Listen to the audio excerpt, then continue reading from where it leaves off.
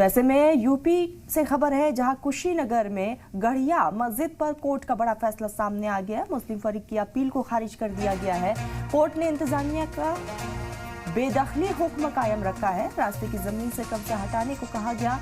मुस्लिम फरीक की सारी दलीलों को एडीएम कोर्ट ने खारिज करते हुए तहसील इंतजामिया के बेदखली के आदेश को कायम रखा है। तो यहाँ पर मुस्लिम समाज को और मुस्लिम फरीक को जो है एक बड़ा झटका जरूर लगा है और मुस्लिम फरीक की तरफ से जो अर्जी दायर की गई थी उसको कोर्ट की तरफ से खारिज कर दिया गया है।